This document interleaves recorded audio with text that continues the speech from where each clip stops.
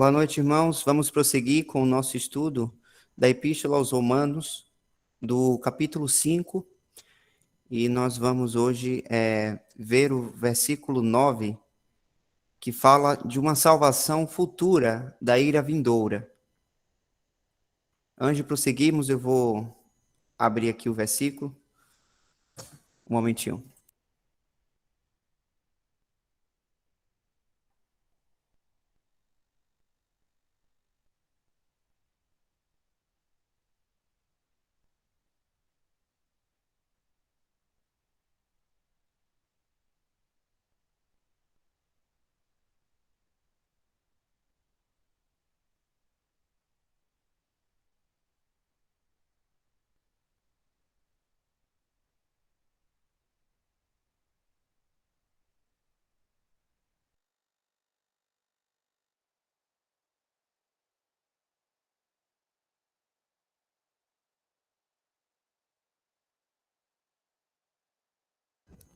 Irmãos, eu não vou me arriscar, não.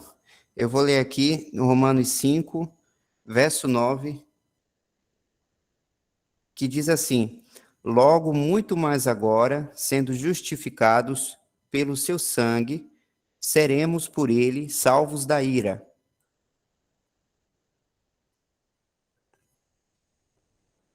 Então, sobre esse versículo na passagem, o irmão Bruce comenta: Paulo continua falando de outro benefício da justificação, a certeza de ser salvo da ira que está vindo sobre este mundo culpado.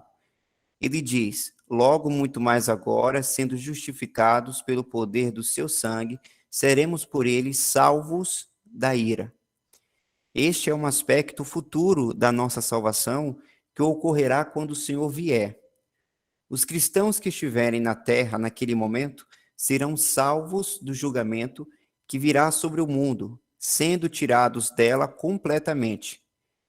Instrutores bíblicos chamam isso de o arrebatamento, que é citado na passagem 1 Tessalonicenses 4 e também Filipenses 3. Os cristãos que morreram antes deste momento, naturalmente, não precisarão desse livramento, porque já estarão com o Senhor. O capítulo 13 fala desse aspecto futuro da salvação como algo que está se aproximando de nós a cada dia, porque a nossa salvação está agora mais perto de nós do que quando aceitamos a fé. Isto é porque Deus estabeleceu um dia, em algum momento no futuro muito próximo, nós acreditamos quando Ele enviará seu Filho para arrebatar os cristãos que estiverem vivendo na terra. Ninguém sabe quando será esse dia. A ira vindoura será trazida pelo próprio Cristo. Por isso, o Senhor Jesus é o salvador da ira vindoura para os crentes e o executor da ira vindoura sobre os incrédulos.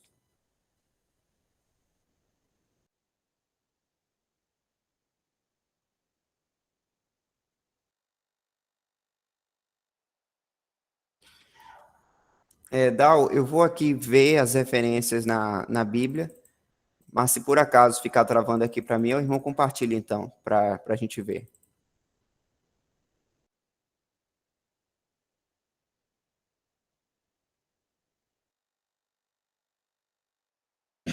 Então, vou fazer isso aqui, Michel. Pronto, pode dizer as referências aí que eu coloco aqui. Compartilha. Se cair, alguém lê aí na própria Bíblia.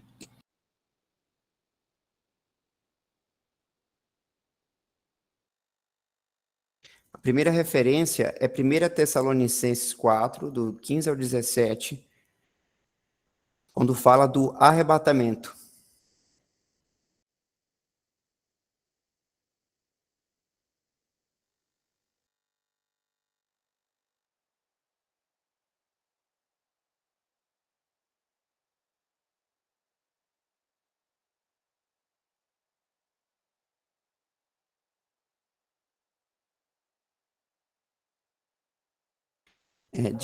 Dizemo-vos, pois, isto pela palavra do Senhor, que nós, os que ficarmos vivos para a vinda do Senhor, não precederemos os que dormem.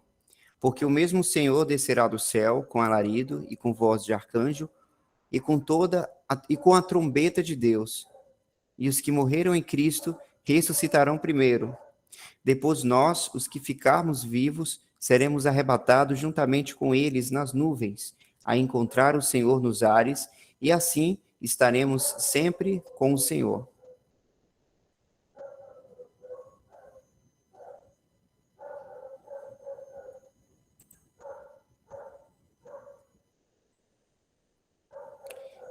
Então, essa é a primeira referência do arrebatamento. O outro é Filipenses, capítulo 3, do 20 ao 21.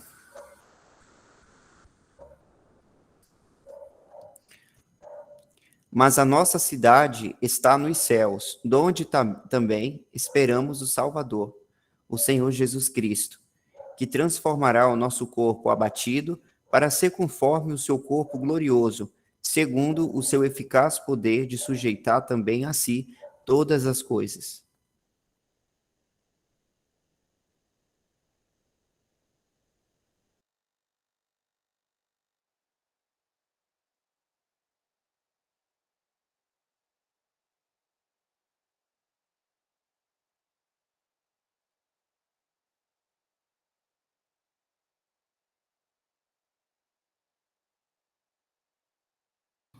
Tiro aqui o compartilhamento. Pode deixar aí. A outra referência é quando o Bruce fala aqui, quando ele enviará seu filho para arrebatar os cristãos que estiverem vivendo na terra. Ninguém sabe quando será esse dia. E aí é citado Mateus, capítulo 25, verso 13.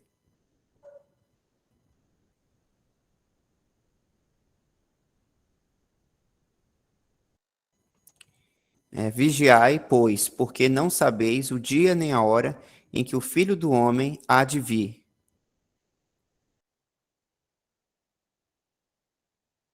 A outra referência fala da ira vindoura que será trazida pelo próprio Cristo. Então a gente pode ver a referência em 1 Tessalonicenses, capítulo 1, verso 10.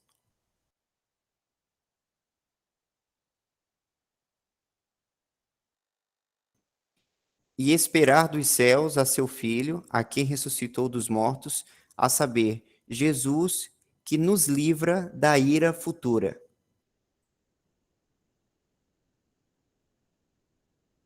Aí, no caso, nesse versículo, fala do Senhor livrar da ira futura.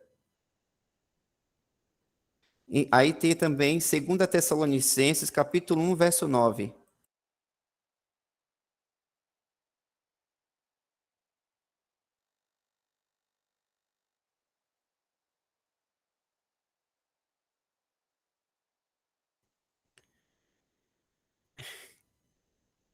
Os quais, por castigo, padecerão eterna perdição ante a face do Senhor e a glória do seu poder. Verso 8 diz assim, dá sobe um pouquinho para a gente ver o ponto do parágrafo, por gentileza. Vamos começar daí, para entendermos melhor o contexto. A partir do verso 5. Prova clara do justo juízo de Deus, para que sejais havidos por dignos do reino de Deus, pelo qual também padeceis. Se de fato é justo diante de Deus que dê em paga tribulação aos que vos atribulam, e a vós que sois atribulados, de descanso conosco, quando se manifestar o Senhor Jesus desde o céu com os anjos do seu poder, como labareda de fogo, tomando vingança dos que não conhecem a Deus e dos que não obedecem ao evangelho de nosso Senhor Jesus Cristo, os quais por castigo padecerão eterna perdição ante a face do Senhor e a glória do seu poder.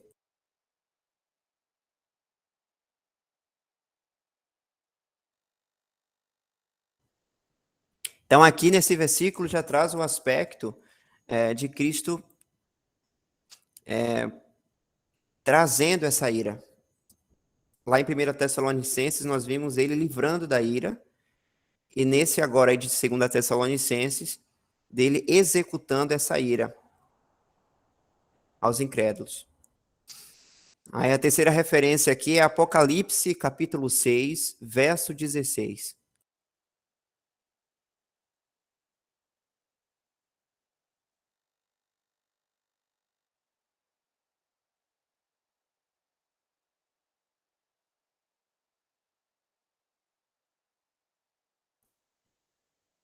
Vamos ver o parágrafo de novo, Dal, ver onde começa?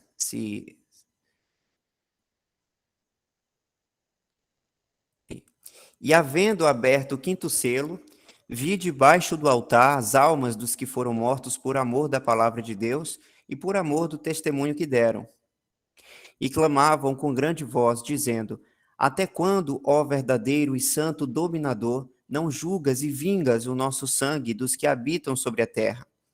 E foram dadas a cada um compridas vestes brancas, e foi-lhes dito que repousassem ainda um pouco de tempo, até que também se completasse o número de seus conservos e seus irmãos, que haviam de ser mortos, como eles foram.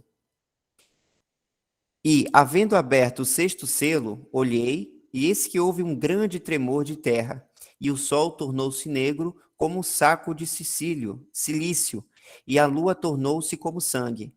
E as estrelas do céu caíram sobre a terra, como quando a figueira lança de si os seus figos verdes, abalada por um vento forte.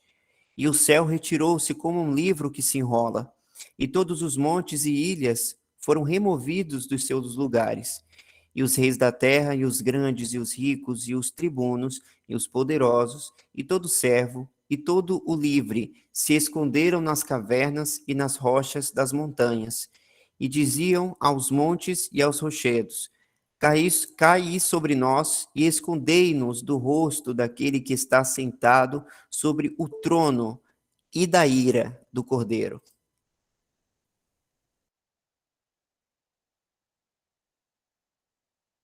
Então, aqui essa passagem também trata do aspecto de Cristo trazendo essa ira.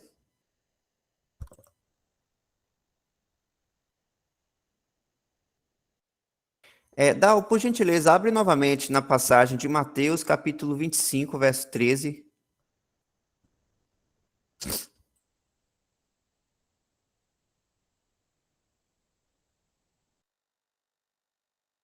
E abre as versões, por gentileza.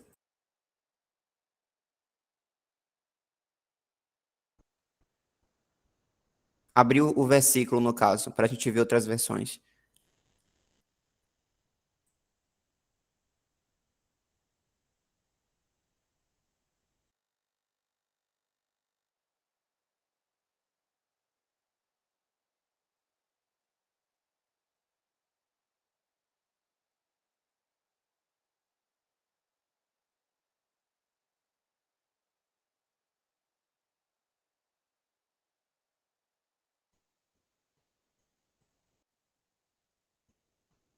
Filho do homem.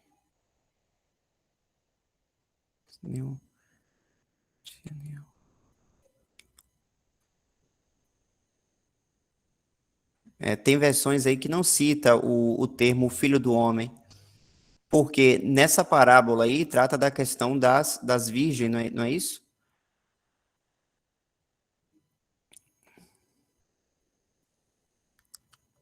Porque como se trata também de uma perspectiva do arrebatamento, Cristo não vem buscar os cristãos no aspecto do filho do homem, mas é no aspecto de noivo, indo buscar, né, a sua noiva amada, a igreja. Então ele não carrega esse termo do filho do homem.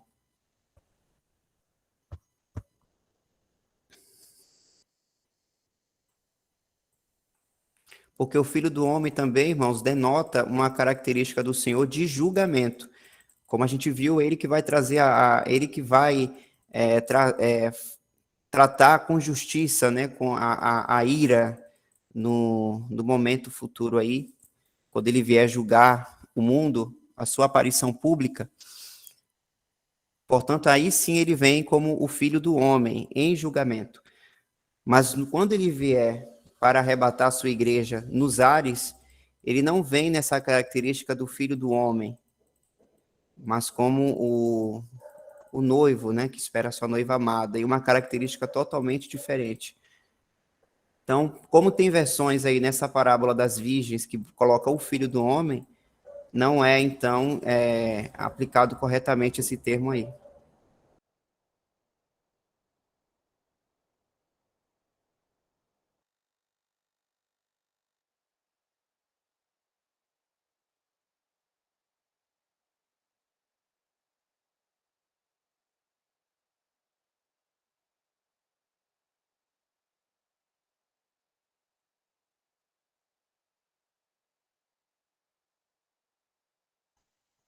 Pode tirar, Dal, se quiser. Obrigado.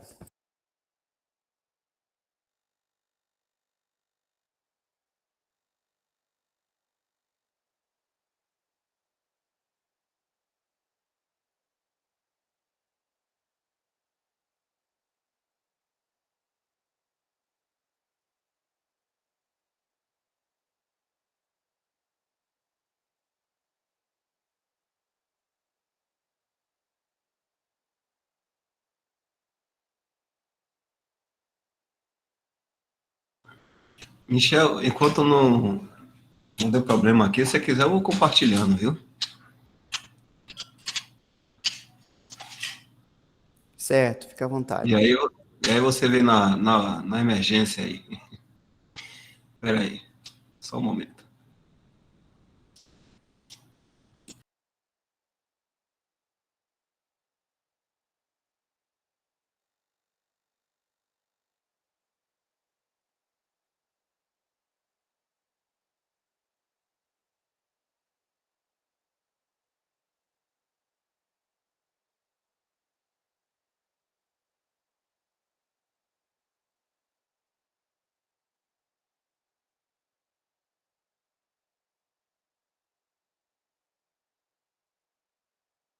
Pronto, pode continuar aí.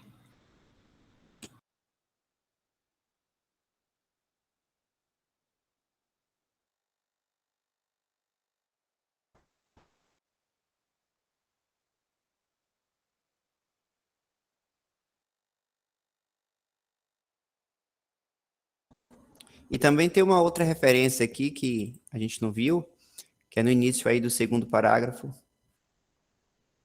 que fala, o capítulo 13, verso 11, fala desse aspecto futuro da salvação como algo que está se aproximando de nós a cada dia, porque a nossa salvação está agora mais perto de nós do que quando aceitamos a fé.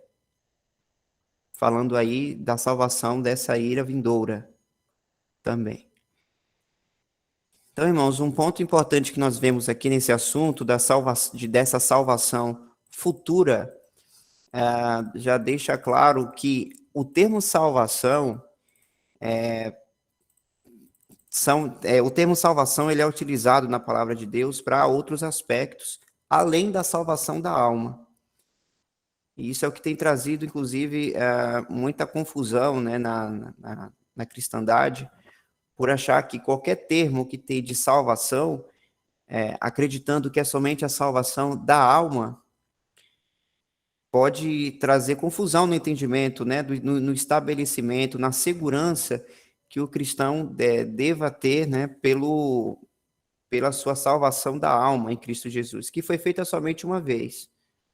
Então, quando se fala que nós fomos salvos, significa esse aspecto da salvação por meio do evangelho da graça.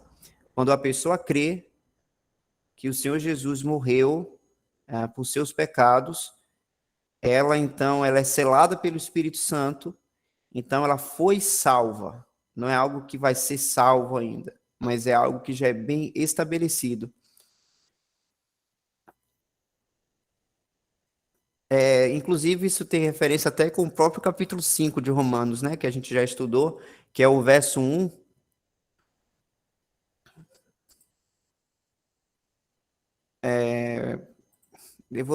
Eu estou com a guia aberta aqui ainda, mas não sei se os irmãos estão vendo ou estou vendo o Didal, ou se tem como escolher quais telas ver.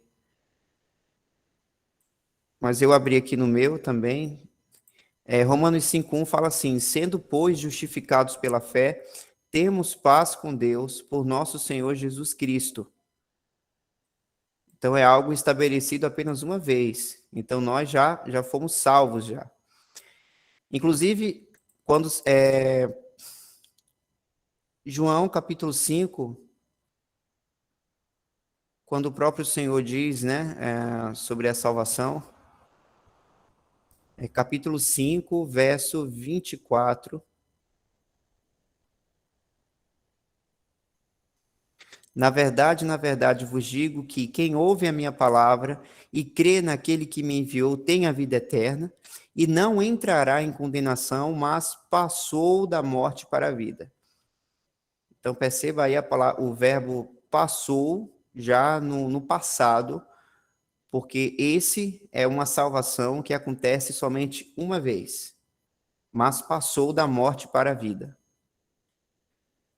E tem também uma salvação presente, né, que acontece o tempo todo, em momentos que a gente pode até perceber, e outros que, devido à nossa rotina, né, devido também a depender do nosso andar com Deus, a gente pode nem ir percebendo, mas Deus nos salva diariamente de diversas situações. Agora eu não lembro de versículos referente a isso, mas se algum irmão lembrar. E tem também um aspecto, esse aspecto da salvação, que é o que a gente está vendo hoje, que é uma salvação futura.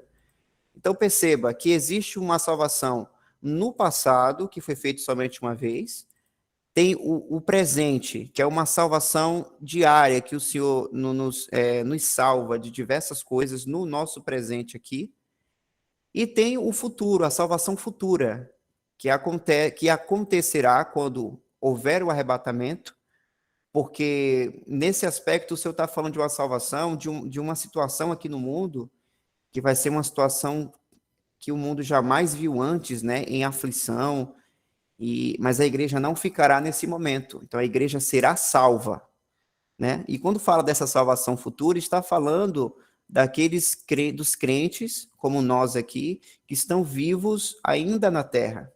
Porque o irmão Bruce até fala, porque os crentes que já morreram em Cristo e estão, né, no momento em estado intermediário, eles não terão essa salvação futura, porque eles já saíram aqui desse mundo. Então, vale para nós aqui essa salvação futura. E também tem, por exemplo, sobre o termo salvação, tem uma fala, tem uma passagem que o apóstolo Paulo fala a Timóteo sobre a questão da doutrina, né?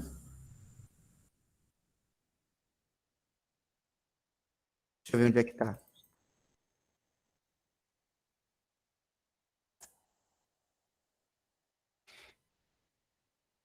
1 Timóteo, capítulo 4, verso 16.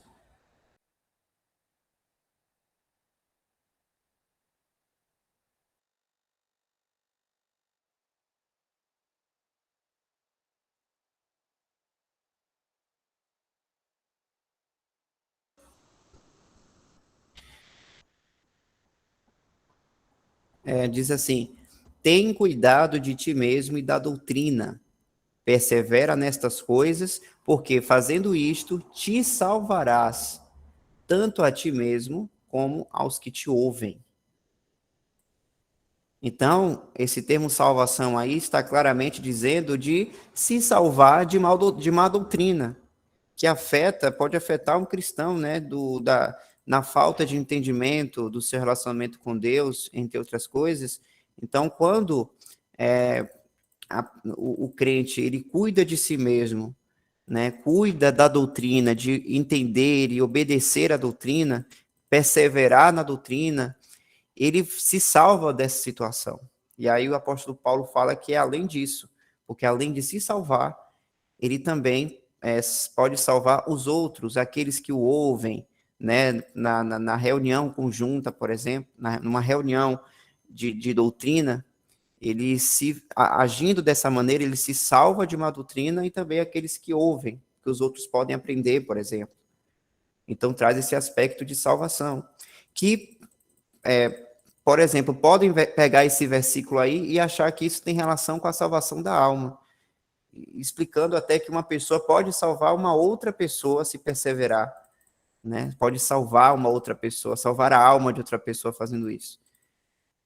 Então é muito bom, irmãos, nós vemos, né, o contexto da passagem, ver para qual aspecto o termo de salvação está trazendo, para que a nossa fé seja estabelecida em entendimento, né, com o que Deus quer nos passar por meio da sua palavra. Isso é muito importante.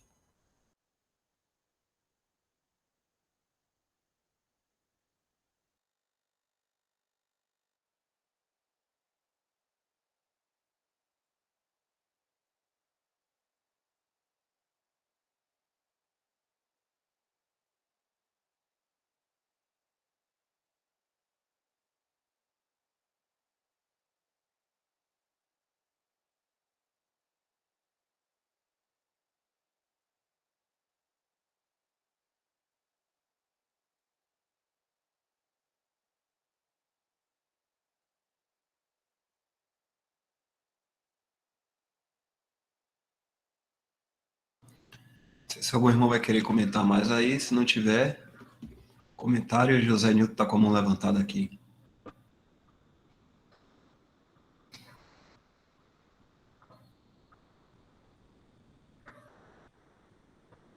Pode perguntar, José Nilton.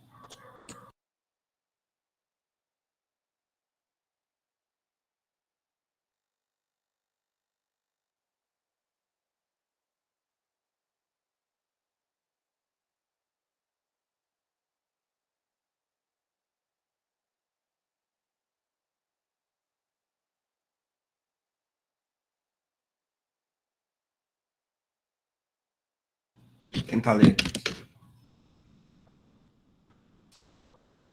Irmãos, quando fala sobre acordar ou despertar do sono, Romanos 13:11, essa expressão de letargia espiritual se reporta para todos no mundo ou apenas para os cristãos que ainda não se deram conta dessa preocupação dita por Paulo?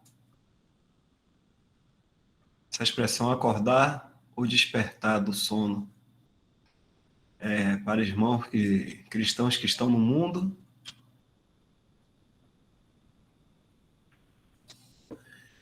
ou para todas as pessoas? É somente cristão ou para todas as pessoas que estão no mundo e que ainda não se deram conta dos avisos?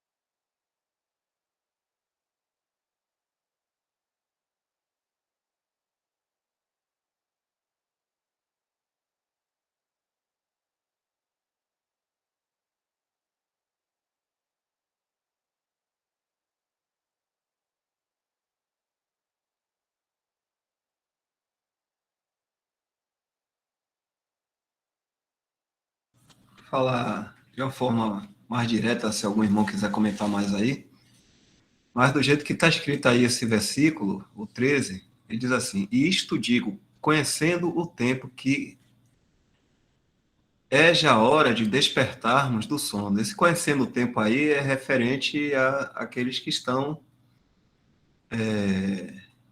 na família, né?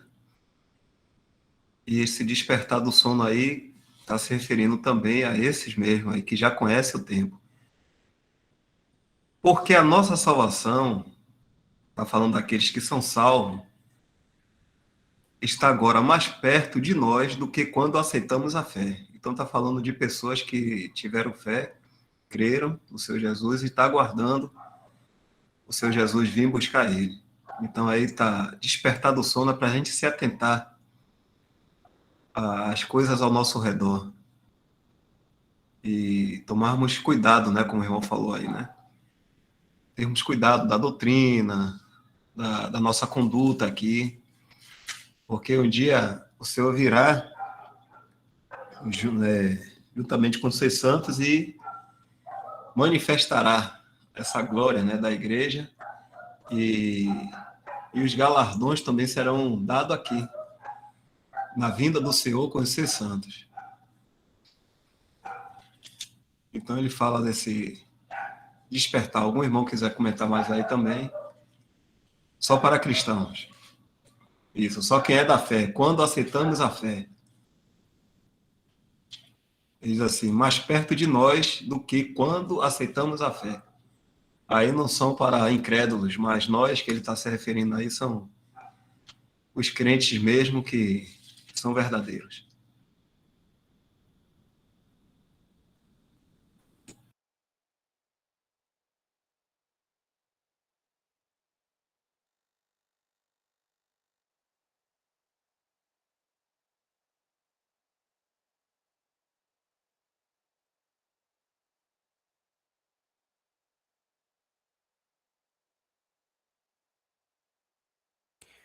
Porque o apóstolo Paulo, ele, nesse evangelho de Romanos, né, o foco principal dele é a explicação do evangelho e o efeito prático que isso deve ter para os cristãos, com o entendimento dessa base. Nas coisas de Deus, a gente entende as verdades, só que as verdades elas precisam ser praticadas em nossas vidas com a afeição, né, no Senhor Jesus. Não é algo robótico. Então, quando o apóstolo Paulo ele explica o estabelecimento do evangelho, né, que é o que a gente está vendo aqui nesses capítulos, desde o capítulo 3, quando ele apresenta o evangelho de como a pessoa é justificada por meio disso, pela justiça de Deus em Cristo Jesus.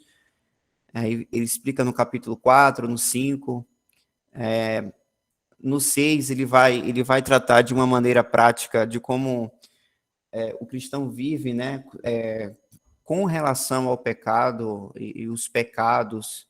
Ele divide esses assuntos para que os cristãos tenham um entendimento, né, de uma vida prática santa, numa santificação prática.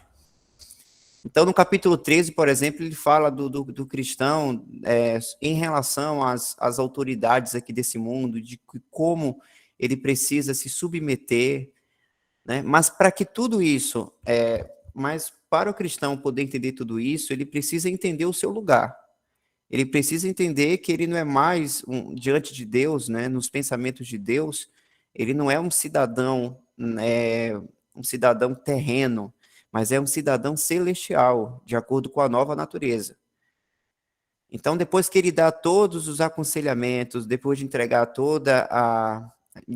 a doutrina da justificação pela fé por meio de Cristo Jesus, e também apresentando essa salvação da ira vindoura, é aí que no versículo 11, que o irmão José Newton aí perguntou, quando o apóstolo Paulo fala que já é hora de despertarmos do sono, significa que o cristão, com esse entendimento agora, chegou o momento dele despertar, ou seja, se despertar de que ele não é um cidadão daqui, ele não tem que se estabelecer nesse mundo, não tem que ficar com as afeições nesse mundo, mas as suas afeições no Senhor Jesus. Porque aí ele fala, porque a nossa salvação está agora mais perto de nós do que quando aceitamos a fé. Isso é uma verdade para todos nós. O Senhor está mais perto, né, de nos buscar do que quando a gente aceitou a fé, há um tempo atrás. O Senhor está cada vez mais perto. Então, sabendo disso também, nessa esperança a qual nos gloriamos, que é o arrebatamento, nós precisamos, se não estivermos, né, se estivermos dormindo assim na nossa vida prática, a gente precisa acordar para nos posicionar claramente, de deixar claro as nossas convicções e seguir em obediência. E também pensando nas coisas do alto, né, que aí já é falado lá em Colossenses 3, pensai nas coisas do alto. Vamos ver lá. Colossenses, capítulo 3. Portanto, se já ressuscitastes com Cristo, buscai as coisas que são de cima, onde Cristo está assentado à destra de Deus. Pensai nas coisas que são de cima e não nas que são da terra, porque já estáis mortos e a vossa vida está escondida com Cristo em Deus. Quando Cristo, que é a nossa vida, se manifestar, então também vós vos manifestareis com ele em glória. Então, aqui, ó, quando fala da manifestação do Senhor Jesus publicamente, a igreja também vai se manifestar com a sua glória. Então, aqui novamente aqui está falando quando o Senhor, inclusive, vier, né, em julgamento e a sua igreja descer juntamente com ele. Então, Deus, irmãos, quer que nós pensemos nessas coisas futuras também. A gente pensa na nossa salvação, a gente pensa em Cristo lá nos céus, mas também podemos e devemos pensar no momento do arrebatamento, pensar quando o Senhor vier com a sua igreja, porque a gente vai estar lá. Então, tudo isso vai gerando uma afeição, vai fortalecendo a nossa afeição no Senhor, e com base nessa afeição, a gente também vai obedecendo a doutrina, uma obediência prática e com propósito, com motivação e, claro, com entendimento. Porque o nosso culto a Deus, ele é racional, não é isso? É o que é dito lá em Romanos 12, capítulo aí anterior.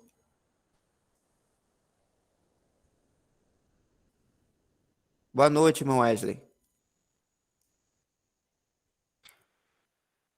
Rogo-vos, pois, irmãos, pela compaixão de Deus, que apresentei os vossos corpos em sacrifício vivo, santo e agradável a Deus, que é o vosso culto racional. Racional, com entendimento. Nós sabemos as razões do porquê que a gente vive da maneira que nós vivemos, né? Porque é com entendimento, graças a Deus. Então, é isso, é despertar do sono. Se por acaso algum irmão aí um irmão ou irmã querendo se estabelecer aqui nesse mundo, colocando a afeição em qualquer coisa que não seja no Senhor Jesus, o apóstolo Paulo está tratando desse assunto aí. É despertar do sono. Saiba o seu lugar, né? Pensai nas coisas que são do alto.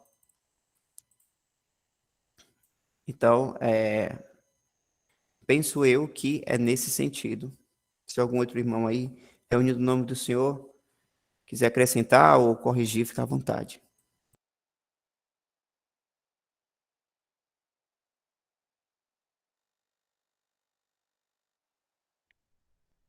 É muito precioso tudo isso que o irmão Bruce Anstey traz nesses comentários e que os irmãos estão comentando.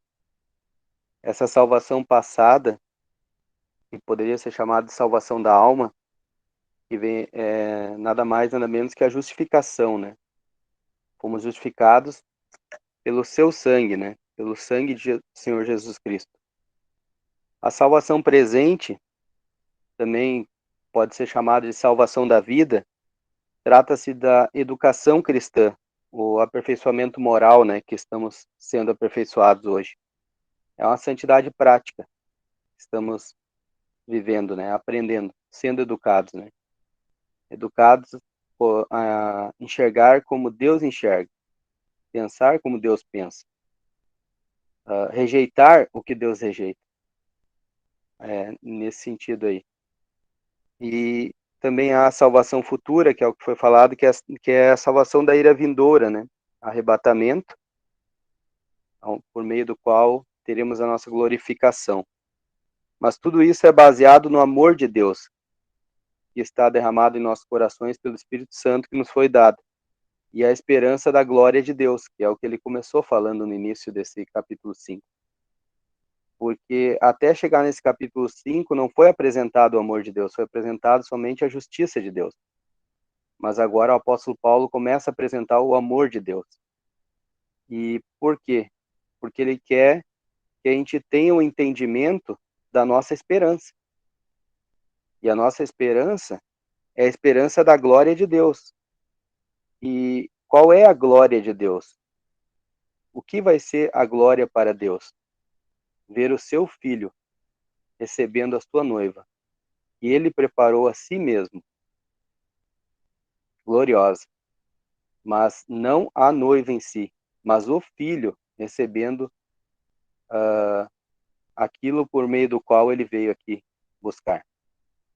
Então isso vai ser por demais glorioso a Deus Pai e a ele também, né? Mas e quando passamos por tribulações aqui? Também temos no que nos gloriar, nas tribulações. Por quê? Porque a tribulação produz a paciência a experiência, a experiência a esperança. E a esperança, ou seja, faz o círculo completo e volta para a esperança da glória de Deus. E a esperança não traz confusão, porquanto o amor de Deus está derramado nos nossos corações, pelo Espírito Santo que nos foi dado. Então, a esperança é a chave para nós não andarmos em sonolência aqui nesse mundo. Como os irmãos bem disseram ali, quando perdemos o foco da esperança, daquilo que nos está reservado nos céus, começamos a querer nos estabelecer aqui. E isso é sono. Isso é não viver de acordo com o que Deus preparou para nós, o que está reservado para nós. Se eu começo a querer adquirir propriedades aqui desnecessárias e tal, não é uma necessidade que eu, por exemplo, para minha família, eu preciso comprar um terreno ali que eu não tenho onde viver, onde me estabelecer, é uma coisa, uma necessidade básica. Mas se eu quero começar a adquirir, peraí, tem coisa errada. Eu perdi de vista a esperança. Então, é muito importante isso que o irmão Bruciano trouxe, que os irmãos têm comentado, e é olhar para Cristo, né? E aprender a viver e andar com Ele, caminhar com Ele. É uma coisa para se aprender. Nós não andamos com uma lista de regras, né? Nós andamos com uma pessoa, um Salvador, o próprio Senhor, Deus Filho, né?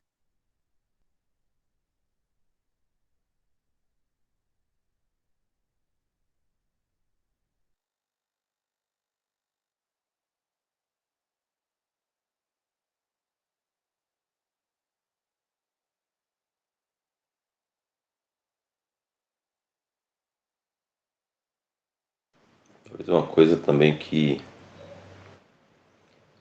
pode fazer um cristão adormecer é a gente estar olhando para nós mesmos, né?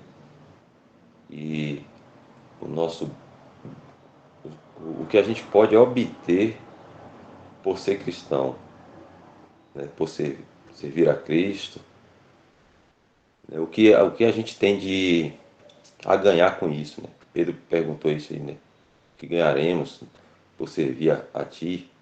Não era exatamente assim a pergunta, mas o sentido era esse, né? Então, se a gente às vezes começa a buscar recompensas, porque nem sempre é material, né, irmãos? Às vezes também a gente procura comodidade, bem-estar, não tá com saúde, a família está indo bem, os filhos estão na faculdade, as coisas estão tranquilas, né? Sem sobressaltos. E aí a gente pode adormecer, né? Não tá, não tá com o coração, a afeição, os pensamentos no Senhor, né? Nas suas glórias. E isso aí é olhar para a gente mesmo, né? Não tá, a gente, digamos assim, né? O momento do descanso não é aqui. Aqui é serviço, embora o Senhor nos dá graciosamente momentos de alegria, né? De paz, Ele pode isso, né? Mas aqui é o serviço, a obediência, separação, né? E, e essa esperança que a gente não deve perder, né? Da iminência dele nos tirar daqui, nos chamar. Então, como os irmãos bem falaram aí, a, a perda do foco da pessoa de Cristo, de andar com Ele, às vezes também a gente pode estar procurando irmãos que supram nossas expectativas, né? Aí a gente isso também pode ser tropeço, né? Então sempre é Cristo, deve ser Cristo, deve ser o Senhor, né? Um Senhor pessoal de cada um. Cristo é meu Senhor e Ele é o Senhor de Heber. Ele é o meu Senhor, é o Senhor de Michel. Então a gente deve andar sempre assim, né? E claro, todos unidos, com certeza, né? Que todos estão com Cristo. Ele é o polo que atrai todos, né? Então todos caminharam juntos e no mesmo pensamento. Então, é como os irmãos estão falando aí, é só sem querer redundância, né? Mas é isso aí, a gente deve estar pensando sempre na glória dele, né? E, e acordados, porque ele vem a qualquer momento. Eu estava até conversando essa semana com os irmãos, né? Sempre a gente acha, né? Na Bíblia, falando da brevidade da vinda de Cristo, nunca é algo assim para desanimar o cristão, assim. Sempre a Bíblia fala, só um pouquinho de tempo e aquele que há de vir virá, né? Então, os versículos sempre traz brevidade, nunca nada assim para remeter o nosso pensamento a uma coisa demorada, incerta, não. É tudo sempre, a Bíblia quando fala da vinda do Senhor é uma coisa iminente, né? E isso deve servir para nos manter sempre acordados, sempre mais um dia vai ser hoje, né? Se não foi, acorda no outro dia vai ser hoje. Sempre assim, a gente tem essa sensação, né, que não passa de hoje. Esse deve ser o nosso sentimento.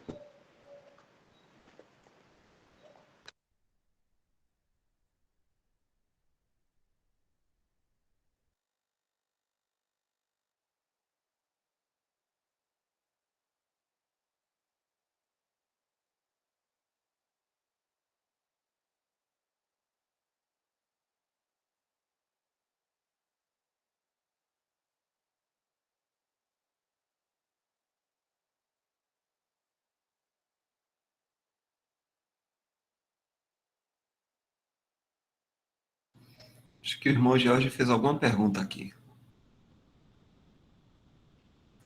Deixa eu ver se eu consigo ler aqui, peraí. Então, mais um pouquinho. Essa pergunta mesmo. Querer um tipo de cargo dentro da empresa no objetivo de se estabelecer, se manter mais tempo no emprego, seria algum tipo de afeição pelas coisas do mundo? O irmão faz essa pergunta. Vou ler de novo aqui. Querer um tipo de cargo dentro da empresa no objetivo de se estabelecer na empresa, se manter mais tempo no emprego, seria algum tipo de afeição pelas coisas do mundo? Eu me lembro de uma resposta do Lemão sobre essas coisas, né, de ter ou não ter, investir tempo, se aperfeiçoar na sua profissão, estudo, todas essas coisas, né? Que são daqui deste mundo, mas são nossas responsabilidades, temos as nossas famílias, né, filhos para sustentar. E aí eu me lembro dessa resposta do Lemão, que ele falava assim, posso, digamos, né, um exemplo, posso ter um carro importado? Aí ele diz assim, em comunhão com o Senhor? Pode. Posso ter um helicóptero? Em comunhão com o Senhor? Pode. Posso para uma casa na praia, uma mansão na praia, em comunhão com o Senhor? Pode. Então, assim, que me fez compreender um pouco a respeito dessas coisas aqui, né? Então, se a gente faz em comunhão com o Senhor, pode, tudo pode. É diferente de você falar assim, Senhor, pôr o Senhor aqui de lado um pouquinho, né? o senhor de lado aqui um pouquinho, deixa eu resolver uma questão aqui. Eu vou dar uma trabalhada aqui que eu estou interessado em comprar um carro importado. Quando eu conseguir, eu volto e a gente conversa. É diferente isso aí. Mas em comunhão com o Senhor, pode tudo.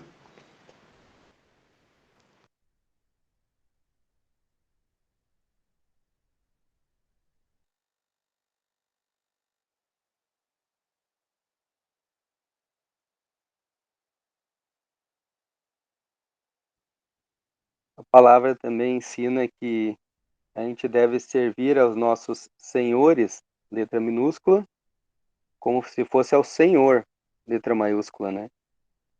Então, no trabalho, a gente deve procurar fazer como se fosse ao Senhor, né?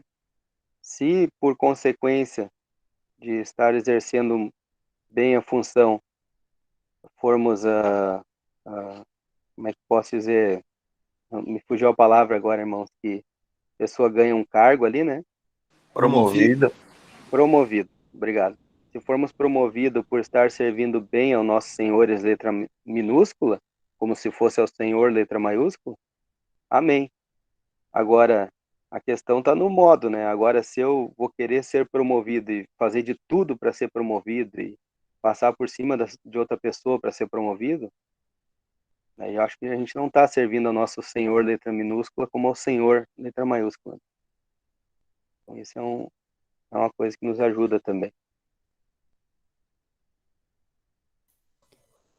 E também, como a pergunta do irmão George é de algo assim, da questão do querer, e perguntar se isso é algum tipo de afeição pelas coisas do mundo, a afeição, ele não é resumido a uma mera ação externa. A afeição é algo que cada um de nós, individualmente, nós sabemos se as nossas afeições estão no Senhor ou no nosso trabalho ou em qualquer outra coisa. Porque, às vezes, por exemplo, às vezes um irmão pode falar das coisas do Senhor, mas sem estar com afeição no Senhor. Porque é claro que a gente julga o externo, né? É o que fala lá na epístola de Tiago, da questão das obras, né? De testemunhar a fé por meio das obras, porque os outros vão entender a nossa fé pela nossa prática de vida. Mas quando se trata da afeição, é algo realmente individual, que quem está de fora não vai saber como é a afeição realmente, porque é uma coisa do nosso coração, do nosso entendimento com o Senhor, é algo individual.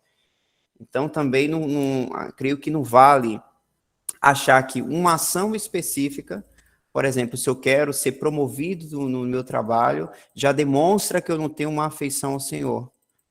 Uma coisa não tem relação com a outra. Eu posso querer essa promoção tendo afeição com o Senhor ou não, que é o que remete ao que o irmão Elton falou, né? Qualquer coisa que façamos nesse mundo, né, nas coisas temporais que é do nosso trabalho, porque isso que é importante entendermos também, irmãos. Nosso trabalho, nossas obras, aquilo que a gente produz no nosso trabalho secular, um dia vai tudo acabar pelo fogo. Então a gente pode pensar, almejar essas conquistas, mas lembrar que são conquistas que um dia vão ser todas queimadas, né? Porque tudo nesse mundo passa, né? Mas só não passa a palavra de Deus e as coisas eternas elas vão, né, perdurar para sempre. E o nosso relacionamento com o Senhor, a nossa vida eterna, como o próprio termo já tem nesse termo, né? Eternidade. Isso é o que vale. Então é fazer tudo isso com entendimento.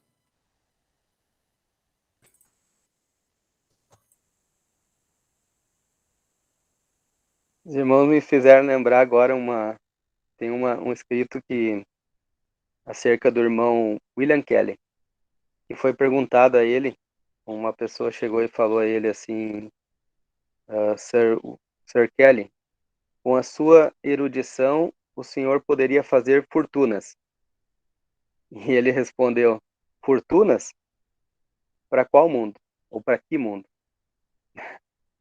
É interessante, né? Porque tem um escrito que os irmãos já ouviram muitas vezes, com certeza: uma só vida para viver, né?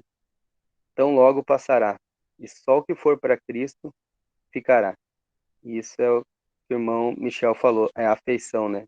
A quem tu tá fazendo aquilo, né? Em comunhão com quem? Com o irmão Wesley falou.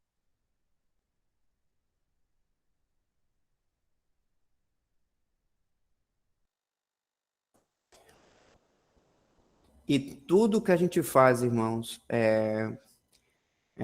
quando a gente faz as coisas para o Senhor, essas coisas elas não vão ser esquecidas e não são efêmeras, não vão acabar. Que inclusive tem relação com a fala do Senhor lá em Mateus 6, Mateus capítulo 6, verso 19, quando ele fala dos tesouros. O irmão Dal pode abrir, Dal, lá? Eu vou tentar abrir pelo meu, espero que não trave. Ah lá, foi. Mateus capítulo 6, verso 19. Não ajunteis tesouros na terra, onde a traça e a ferrugem tudo consomem, e onde os ladrões minam e roubam. Mas ajuntai tesouros no céu, onde nem a traça nem a ferrugem consomem, e onde os ladrões não minam nem roubam. Porque onde estiver o vosso tesouro, aí estará também o vosso coração. Então, muitas vezes, irmãos, não é o ato exterior em si que vai julgar as nossas afeições para nós mesmos, né? Mas é entendermos de qualquer coisa que a gente vá planejar nesse mundo, né? Em nossas ocupações, em nossos trabalhos, porque muitas vezes realmente temos que trabalhar, né, para nos sustentar aqui nessa terra com responsabilidade, né, trabalhando como o irmão falou, o irmão Weber, trabalhando como, servindo como se fosse ao Senhor mesmo nesse trabalho, mas fazemos tudo isso com uma afeição ao Senhor e com entendimento, porque se nós desejarmos ser promovidos ou querer se estabelecer naquele emprego, a ação em si não é errada, mas a questão toda é, você está fazendo essa ação com qual afeição? Você está fazendo isso por amor ao dinheiro? Você está fazendo isso por amor ao Senhor? Entende? Então, o julgamento principal é esse, é um julgamento espiritual e não na ação em si. Porque a religiosidade, a religião, ela foca na ação exterior, no ato em si. Mas nós não devemos limitar os nossos julgamentos apenas pela ação, mas em qual base nós estamos fazendo isso. E é nisso que nós temos que nos auto-julgar, de estar em julgamento o tempo todo em todas as ações que fazemos, e lembrando também que tudo deve ser lançado ao Senhor Jesus, né? Deve ser lançado ao nosso Pai em oração, pedindo a sua orientação. Então, é uma questão que envolve dependência. 1 Coríntios 10, irmãos, 31. Acredito que confirma, né, tudo aí que os irmãos já estão falando. Porque é do fazer, né? Da gente fazer alguma coisa. Portanto, quer comais, quer bebais, ou façais outra qualquer coisa, fazei tudo para a glória de Deus. Então, acredito que essa deva ser a pergunta, né? É qualquer coisa. Isso vai te glorificar, isso vai glorificar a Deus, ou isso vai me glorificar? Aquilo que for me glorificar, óbvio, vou rejeitar. Aquilo que vai glorificar ao Senhor, isso será muito bom, será muito proveitoso para mim.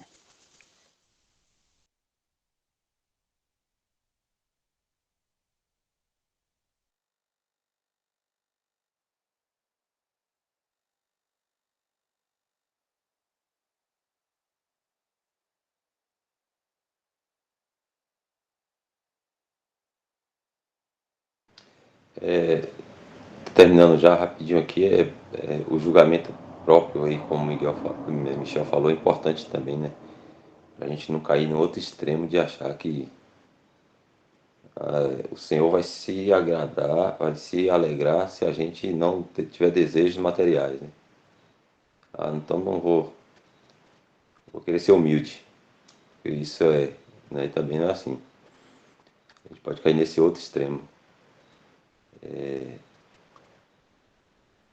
Fala que a piedade não me lembro o versículo direito, a piedade é fonte de lucro, a piedade com contentamento. Você lembra de ter esse versículo, Michel? Então 1 Timóteo 6:6.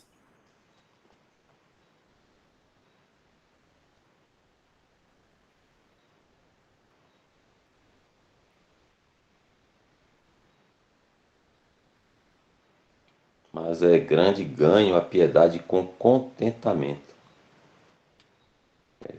Ou se contentando com o que tem e alegre, né? Eu ouvindo Bill Watt, ele fala, acho que ele é americano, e ele fala que ele de um país rico, próspero, e são os cristãos mais tristes.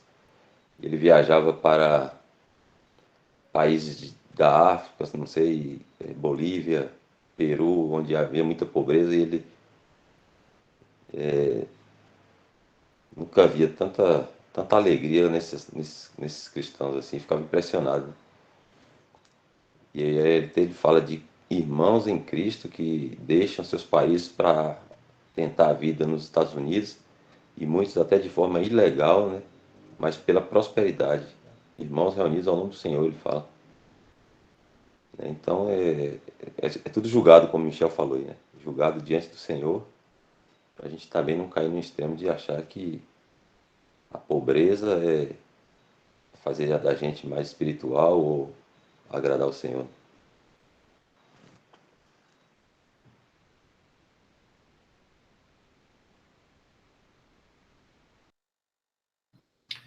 Nesses assuntos assim também eu gosto muito de pensar na Assembleia, né? Fazer uma conexão com a Assembleia. Porque se nós deixamos as coisas seculares ocupar a nossa mente, ocupar o nosso tempo, então, claramente, a gente está com as nossas afeições mais voltadas para as coisas seculares. Exemplo, se eu vou na Assembleia e eu estou preocupado com o meu trabalho, na segunda-feira eu estou preocupado que eu tenho que fazer isso e aquilo, e que eu tenho que estudar também para conseguir aquele cargo lá no trabalho, naquele momento ali em que a gente deveria estar pensando no Senhor, possivelmente a nossa atenção está sendo tirada do Senhor e sendo colocada nas coisas daqui desse mundo. O nosso coração é enganoso. Ainda que seja lícito, né, trabalhar, estudar, galgar um emprego melhor, uma posição melhor, isso é lícito, mas a gente deve julgar dessa forma. O que está ocupando mais minha mente? Em Colossenses 3, que Michel colocou aí, é pensar nas coisas que são do alto. Não está dizendo em que momento, quanto tempo, se é o dia todo ou não. Mas o julgamento que a gente pode ter na nossa vida é esse também. Se aquilo que eu quero, que é lícito,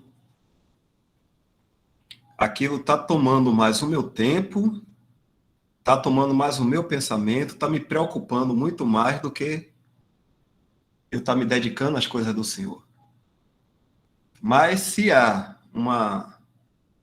vamos dizer, uma certa responsabilidade, eu vou fazer um curso, um concurso, eu venho para a Assembleia no primeiro dia da semana, e na segunda-feira eu tenho um concurso. Eu já estudei durante a semana toda, e ainda quando chegou na Assembleia, eu estou preocupado com o concurso que vai ser logo no outro dia. Então, estou preocupado com amanhã, e aquilo está tirando o meu foco do Senhor. Mas se eu já estudei durante a semana, que o Senhor me deu tempo para estudar, e o primeiro dia da semana vamos dizer assim, um dia especial do próprio Senhor, né? O Senhor fez isso, soberania. Eu estou lá na Assembleia e me despojo de toda a minha preocupação com a questão do concurso que vai ser amanhã, para focar somente no Senhor, entendendo que Ele vai estar cuidando de tudo, que seja de acordo à vontade dEle, que eu passe ou não nesse concurso, aí então eu estou demonstrando que realmente eu tô tendo tempo para o Senhor, e estou pensando nele. Então, a vida do cristão é de moderação. Então, a gente deve tomar o cuidado com isso. O que é que eu estou pensando mais? Qual é a minha maior preocupação? E eu vejo que a Assembleia, os irmãos que estão assim em Assembleia, isso é um divisor de água, é justamente aí. Faça-se tudo, né? Mas para a glória de Deus. Então, tem uma viagem para eu fazer. Essa viagem aí, sei lá, vou para um lugar que eu vou ficar tantos dias sem ir na Assembleia. Ou anos sem ir na Assembleia. Não tem Assembleia lá, sei lá. E aí eu tenho que ponderar agora diante do Senhor. Senhor, é válido eu fazer isso? E deixar isso com o Senhor. O Senhor vai dar providência. Então, tudo que a gente deve fazer, realmente, como o irmão falou desde o começo, é em comunhão com o Senhor. É deixar que o Senhor decida isso aí.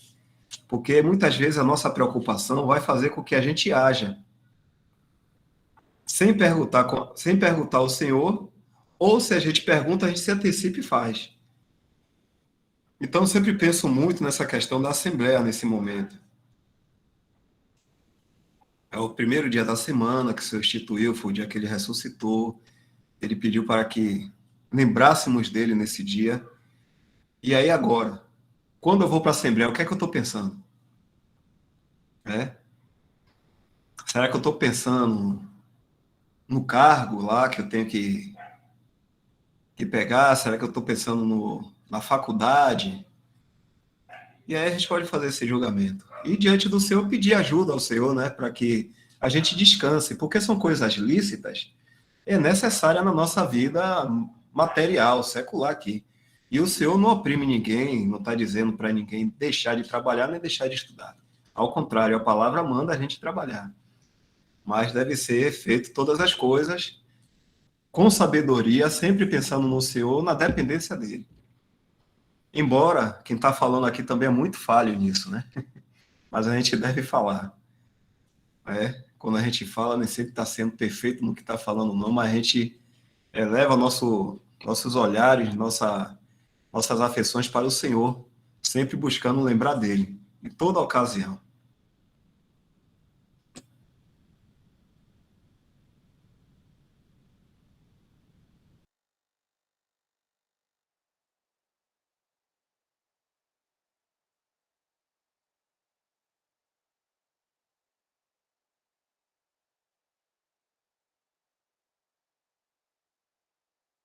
O irmão Isaac colocou uma referência de Romanos 12, 16,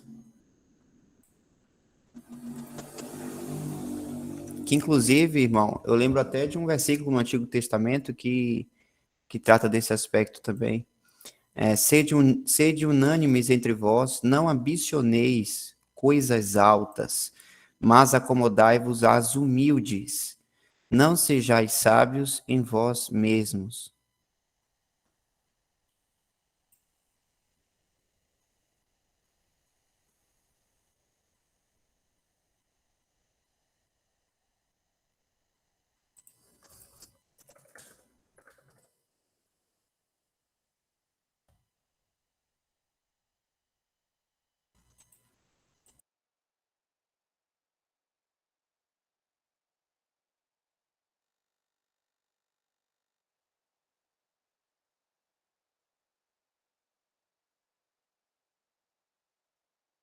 Creio, irmãos, que não é porque o Senhor não queira, né, ou não quisesse que tivéssemos coisas altas, mas Ele nos conhece e Ele sabe que se subirmos muito, enquanto ainda estamos aqui e a carne ainda está em nós, pode ser um tombo muito grande, pode ser uma queda muito grande. que vamos ter muitas dificuldades dali por diante. Então, é isso que a gente tem que pensar, entender a mente do Senhor e por que tantos versículos, tantas passagens falando acerca disso, para que a gente tome esse cuidado. O Senhor quer que nós tenhamos o melhor e de tudo, mas a gente viu o que aconteceu com os discípulos, né, quando estavam andando com o Senhor. Estavam ali brigando, querendo saber quem ia ser, né, o maior, quem ia sentar à sua direita. É o homem, né, a nossa carne, o Senhor conhece ela de perto, ele andou junto com os discípulos ali, ele viu como é que é. E por isso que vem muitos ensinamentos, para que a gente tome esse cuidado. Né? Todas as coisas são lícitas, mas nem todas convêm, todas as coisas são lícitas, mas nem todas edificam. Então, se não vai edificar, se não vai glorificar ao Senhor, você não serve para nada. Nossa morada não é aqui, nossa morada é céu. Então, por que, mesmo sendo lícito querer algo maior, algo melhor, mas vai valer a pena isso? Será para a glória do Senhor? Isso não vai me atrapalhar? E às vezes o Senhor não quer aquilo e a gente insiste, insiste, insiste. E às vezes ele permite. E a queda é grande depois.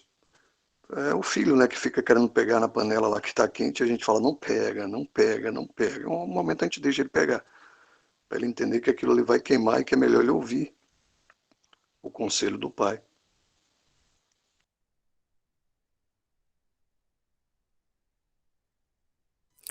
Essa passagem aqui, por exemplo, que o irmão Elton citou, em 1 Timóteo 6,6, diz assim, mas é grande ganho a piedade com contentamento, porque nada trouxemos para este mundo e manifesto é que nada podemos levar dele. Então precisamos ter essa base de entendimento. Nada trouxemos para esse mundo e claramente nada vamos levar desse mundo também, quando formos arrebatados, né, que é a nossa esperança. Tendo, porém, sustento e com o que nos cobrirmos, estejamos com isso contentes. Aqui o contentamento, a alegria de ter o que precisa, o que é necessário. Tanto é que isso lembra até uma referência da fala do Senhor Jesus lá em Mateus, que os irmãos até colocaram aqui também, não é? Deixa eu ver aqui. O irmão Weber colocou, né? Mateus 6,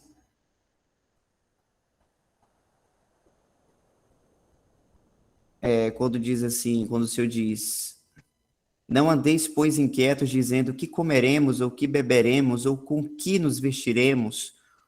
Então, o foco é ter o que comer e o que vestir. E aqui, no caso, o apóstolo Paulo coloca esses dois aspectos também, sustento e o cobrir o corpo. Estejamos com isso contentes. Mas os que querem ser ricos, aí já começa, ó. Mas os que querem ser ricos caem em tentação e em laço, e em muitas concupiscências loucas e nocivas, que submergem os homens na perdição e ruína. Então, irmãos, é nesse ponto que a gente precisa se julgar quando a gente deseja ter qualquer coisa ou alguma posição aqui nessa terra. A gente precisa separar, né, como com a palavra de Deus, como quando diz que a palavra de Deus é como uma espada de dois gumes que separa, né, a alma do espírito. Separa muito bem o que é a vontade de Deus e o que é a nossa vontade, o que a gente, com que base a gente está querendo tal coisa. Então, quando a gente julga que a nossa vontade é com base em poder, né, em posição por si só, por dinheiro, então aqui a gente já tem que julgar já nesse ponto, porque o apóstolo Paulo está tratando aqui desse assunto. Os que querem ser ricos caem em tentação e em laço, e em muitas concupiscências loucas e nocivas que submergem os homens na perdição e ruína. É o que o Isaac falou, quando a gente deseja as coisas altas nesse mundo, a gente tem todo o perigo de nós perdermos a comunhão com o Senhor, porque nós vamos estar estabelecidos aqui nesse mundo. É lembrar, por exemplo, que Caim não, perdão, eu vou continuar aqui, vou terminar essa parte. Porque o amor do dinheiro é a raiz de toda espécie de males. E nessa cobiça, alguns se desviaram da fé. Olha aqui. Se desviaram da fé e se traspassaram a si mesmos com muitas dores. com muitas dores. Mas tu, ó homem de Deus, foge destas coisas, foge de qualquer coisa que quando a gente for julgar, a gente sentir de que a gente está fazendo isso por querer trazer a nossa glória e não a de Deus. Foge destas coisas e segue a justiça, a piedade, a fé, a caridade, a paciência, a mansidão. Milita a boa milícia da fé, toma posse da vida eterna, para a qual também foste chamado, tendo já feito boa confissão diante de muitas testemunhas. Então, irmãos, toma posse da vida eterna, que tem até uma relação com o que a gente viu lá de Romanos, quando o apóstolo fala para despertar do sono. Despertar do sono, toma posse da vida eterna, saiba o seu lugar, saiba para o que você foi chamado, para onde. Perceba que você é um cidadão dos céus, não é um cidadão da terra. As nossas feições não podem estar aqui nessa terra. Então a gente precisa tomar posse, uma posse prática da vida eterna, né? Porque a vida eterna já nos foi dada em Cristo Jesus, né? Nós já fomos eleitos, descobrimos que fomos chamados antes da fundação, fomos eleitos antes da fundação do mundo, né? Por Deus. E agora nós somos chamados para isso, e agora com o entendimento sabemos o nosso lugar, então precisamos despertar, né, e ficar bem acordados nessa questão. Só para terminar essa questão do engano do dinheiro, porque o dinheiro em si, irmãos, não é o problema, a questão é essa, a questão não é o dinheiro em si, mas é a nossa concupiscência, né? É o problema da nossa velha natureza, que ainda temos e não melhorou depois que a gente criou no Senhor Jesus.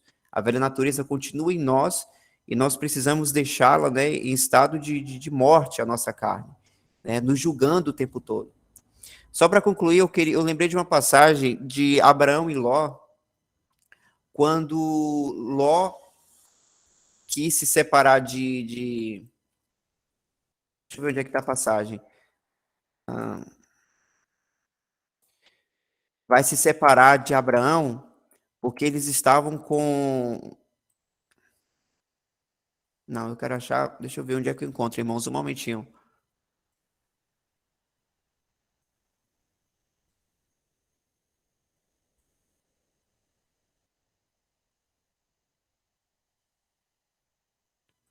Se algum irmão puder achar...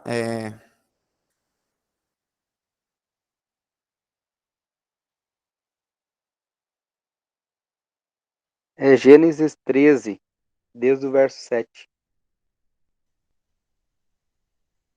Pronto. Obrigado, irmão Heber. Gênesis 13, verso 7. Vou começar do 5. E também Ló, que ia com Abrão, tinha rebanhos e vacas e tendas. E não tinha capacidade a terra para poderem habitar juntos, porque a sua fazenda era muita, de maneira que não podiam habitar juntos. E houve contenda entre os pastores do gado de Abrão e os pastores do gado de Ló. E os cananeus e os ferezeus habitavam então na terra. E disse Abrão a Ló: ora, não haja contenda entre mim e ti, e entre os meus pastores e os teus pastores, porque irmãos somos. Não está toda a terra diante de ti? Eia, pois, aparta-te de mim. Se escolheres a esquerda, irei para a direita, e se a direita escolheres, eu irei para a esquerda. E levantou Ló os seus olhos e viu toda a campina do Jordão, que era toda bem regada, antes do Senhor ter destruído Sodoma e Gomorra. E era como o jardim do Senhor, como a terra do Egito, quando se entra em Zoar. Então Ló escolheu para si toda a campina do Jordão e partiu Ló para o oriente, e apartaram-se um do outro. Então a gente já conhece aquela história perturbada de Ló, né? De tudo que ele passou por causa da sua decisão de ir para Sodoma, um lugar onde estava o pecado em abundância contra Deus, né? E Deus dá o relato de como era Sodoma. E o que acontece? Ló, ele avistou a beleza daquela terra, e era linda aos olhos, né? Então, a gente percebe o seguinte, irmãos, quando a gente começa a ter as nossas afeições para o mundo, e quando, de certa maneira, a gente consegue ter os nossos desejos terrenais sendo atendidos, né? O aumento na posição do trabalho, por exemplo, está chegando mais dinheiro, está enriquecendo materialmente aqui. Então, esse prazer carnal, esse sentimento de realização, que é belo aos olhos, à nossa carne, nos faz ter um afastamento da comunhão com o Senhor, porque a gente agora está querendo ter o nosso gozo e não buscar o gozo do Senhor Jesus. Então, as coisas desse mundo aqui podem ser belos, só que Satanás, irmãos, ele também trabalha nisso. Ele trabalha com a beleza que o mundo dá. Então, muitas vezes, é nisso também que a gente precisa prestar atenção, né? Porque a nossa afeição ao Senhor, ela pode mudar drasticamente quando a gente foca nas coisas aqui desse mundo, como, né, na figura de Ló, o crente terrenal. Pode perceber que Abraão falou assim, Ló, se escolher um canto, eu vou para o outro. Não tem problema. Por quê? Abraão não estava focado nas suas riquezas. Abraão também era rico materialmente aqui na terra. Mas ele estava com o propósito de seguir para a terra que Deus disse que iria dar a ele. E ele estava naquela missão. Enquanto Ló ficou ali, focado nas suas riquezas, nas suas coisas, né? Olhou para aquela terra bonita e pensou, pode ter pensado, né? Que beleza vai ser eu morar nesse lugar lindo, que ele comparou até o jardim do Senhor, que deve ser o jardim do Éden, né? Aquela beleza de se olhar. Então, a gente vê pela palavra de Deus, né, à luz da palavra de Deus, o quão perigoso isso é, somado, né, com as outras passagens que os irmãos colocaram aqui. Então, repetindo, e até para finalizar aqui minha participação de hoje, olhai, pensai e fazei tudo para a glória de Deus, em tudo que a gente for fazer e pensar, porque não é só o fazer, mas até o pensar também a gente tem que estar o tempo todo direcionando ao Senhor, em comunhão.